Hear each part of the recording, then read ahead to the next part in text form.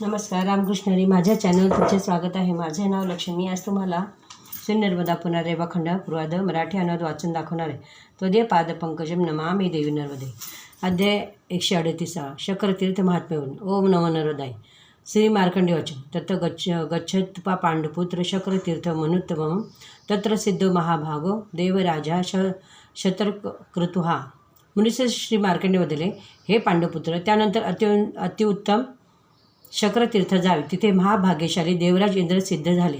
श्री ब्रह्मदेव आदी देवगण व तपस्वी धनवान सर्व ऋषींनी शाप दिलेल्या इंद्राला समजून घेऊन शुभवचनाद्वारे महर्षी गौतमांकडून राजलक्ष्मीरहित इंद्रावर कृपा करण्याची प्रार्थना केली. देव ऋषींनी सांगितले, हे ब्राह्मण, इंद्ररहित राज्याची कोणी इच्छा करत नाही, मग तो देवता असो मानव.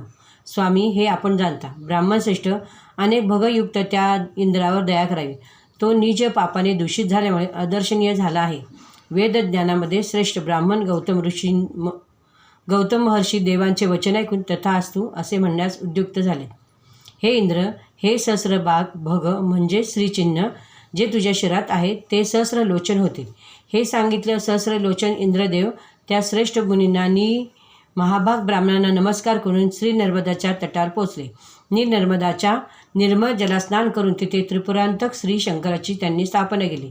ते सर्व ब्राह्मण अप्सराकडून पूजित होऊन दिव्य स्वर्गात गेले. त्या तीर्थात स्नान करून परमेश्वराचे पूजन करणारा परश्रीगमन रूपी पापातून मुक्त होतो. हा स्कंद पुराणातील रेवाखंडाच्या पूर्व भागातील शक्रतीर्थ महात्म्यवर नावाचा 138 अध्याय पूर्ण झाला. रामकृष्ण हरी. तुम्हाला व्हिडिओ आवडल्यास लाईक करा, शेअर करा. रामकृष्ण हरी. नर्मदे हर, नर्मदे हर, नर्मदे हर.